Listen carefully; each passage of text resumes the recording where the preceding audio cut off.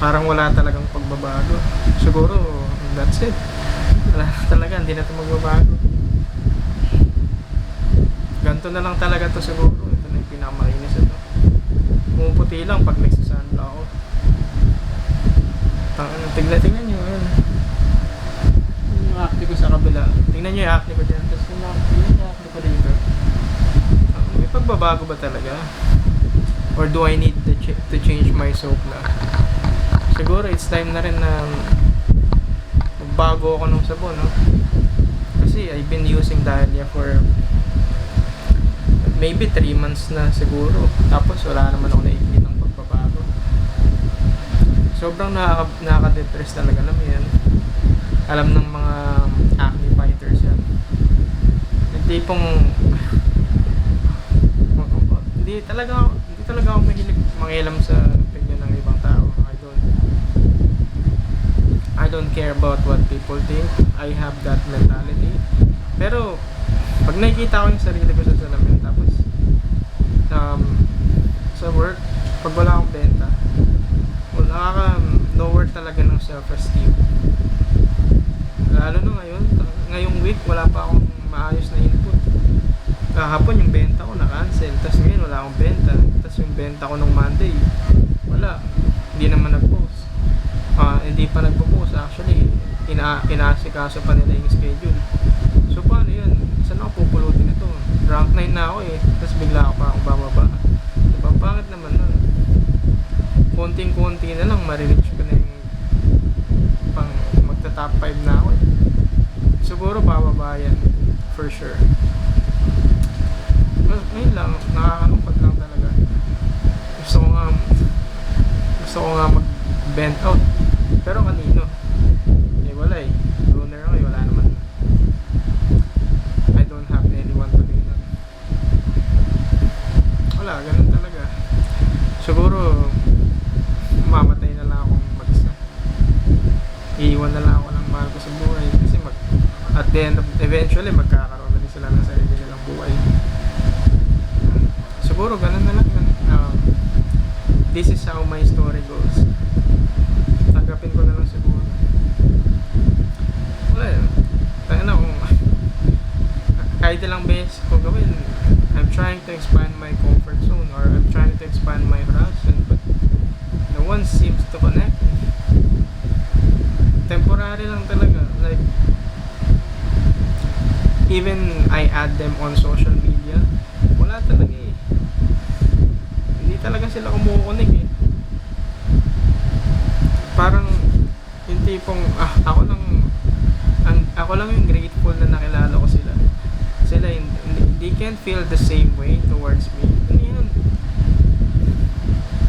Tapos sa work, dito ko lang talaga na feel tong ganito sa VXI. Ang dami kong gusto ang tao dyan. Tapos ending, nireject lang nila ako. Diba? Sabi ko, I never felt this way before. Dito lang talaga.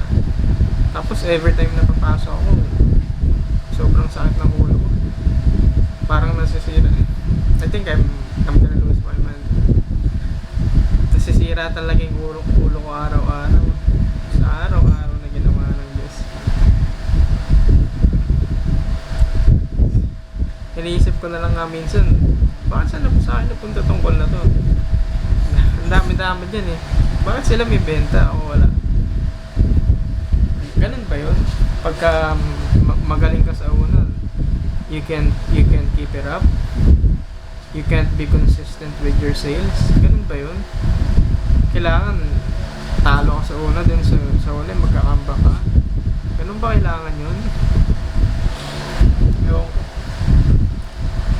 kaya yun, parang nasanay na lang rin talaga ako. Kahit sino mawala sa akin, kahit pamilya ko pa, wala, parang naging natural na lang. Kasi wala naman ang magagawa eh. At the end of the day, yun. Parang nasanay na lang ako mag-isa. Kasi wala naman akong maasa ang iba, di ba? I only have myself. Sino lalapitan ko? Gusto ko nga umiyak eh. Pero wala naman. Kagaya ngayon, ako lang mag-isa sa bahay. Ako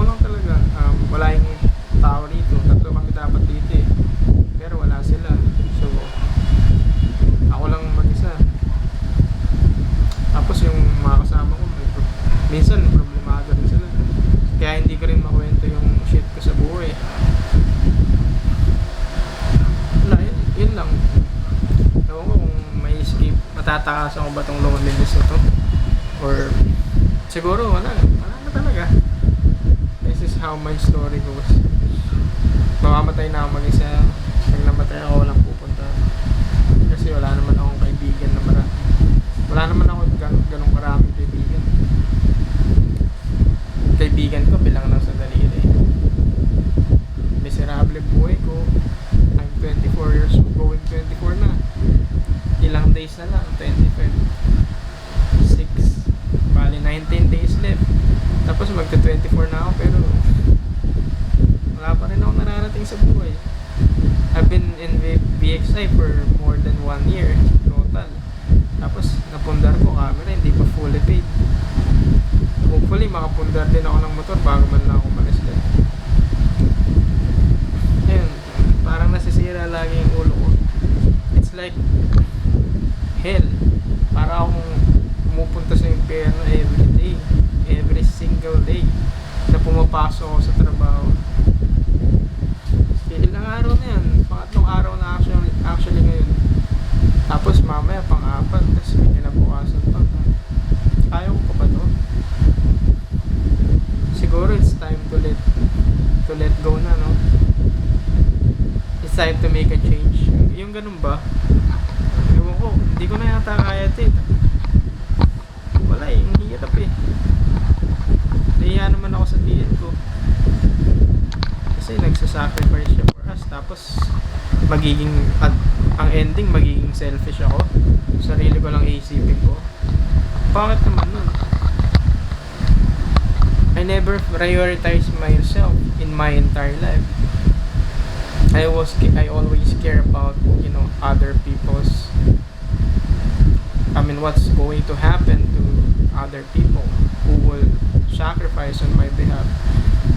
I never put myself into priority. Lagi kong iniisip yung ibang tao before me. Kaya ayun, ito. Malungkot ako.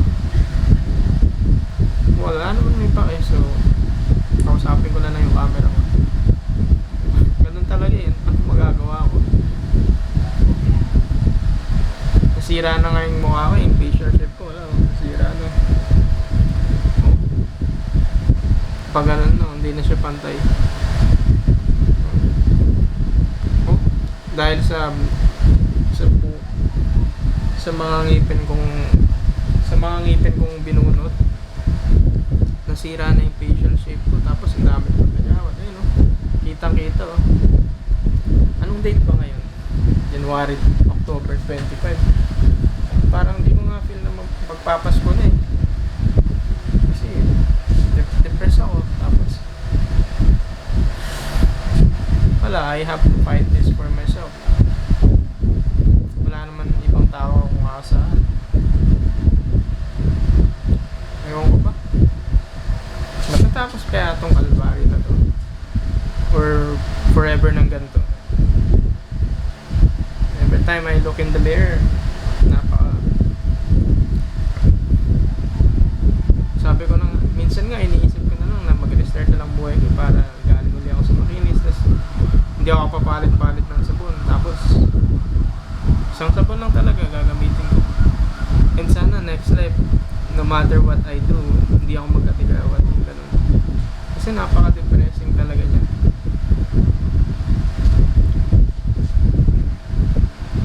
Hindi nga ako makalabas sa comfort zone ko dahil dito eh. Kasi feeling ko auto-reject sa isip ko. Sa isip ko lang naman auto-reject yung ibang tao sa akin eh. Kaya yun, hindi ako makalabas sa comfort zone ko. Lagi lang ako nandun. Gustuin ko mang lumabas, pero yung doubt na other people will reject me, nandiyan pa rin sa isip ko eh. Hindi siya nawawala. Ewan ko ba?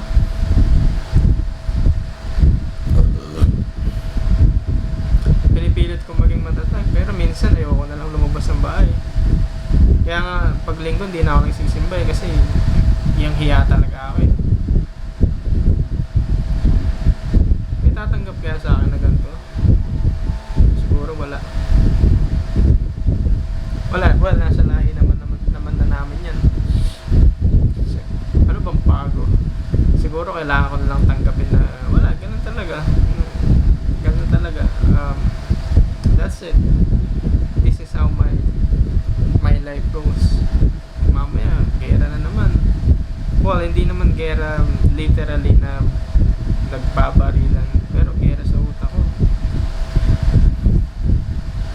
Iniisip ko na nga lang minsan na sana makilala ko yung papa ko, tapos pamanahan niya kami ng kahit ano, ng properties, yung mga ganun.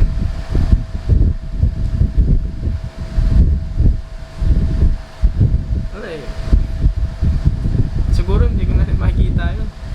Ano, ilang taon na, 22 years old, 23 years old na ako, never ko nakapit yun. Well, kung di lang dahil kay mama, siguro hindi ko na to kinaya. I've been fighting depression for the past 2 years already. I'm really proud of myself na nakasurvive ako. Minsan iniisip ko na lang, ano kaya ang feeling na mag-restart yung buhay ko. Well, I don't believe in death naman eh. Pag namatay ako sa asthmatic yan sa Agustin, mabubuhay ako as someone else. That's how I see life and death. Nilipat lang talaga yung kaluluwa ko. And then may papanganak na bago. So mabubuhay yung katawan ko. Then that my soul will occupy that, you know, inborn body. Siguro ganun mangyayari. Legit yun.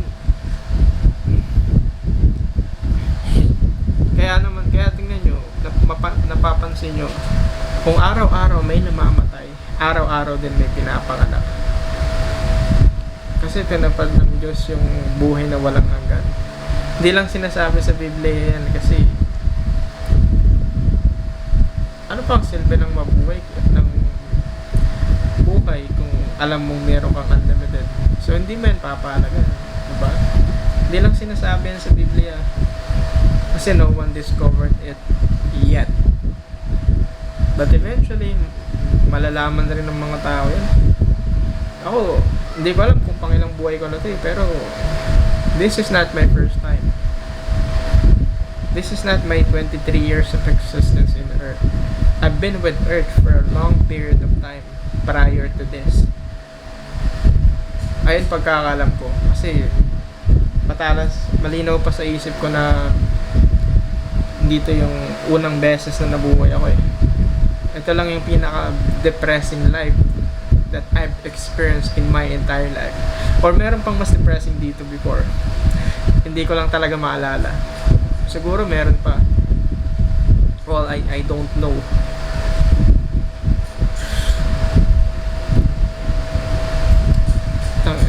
Yung tingawat ko talaga rito sa yung hormonal acne ko, ang hirap tanggalin. Ewan ko kung matatanggal pa talaga yun. Siguro hindi na.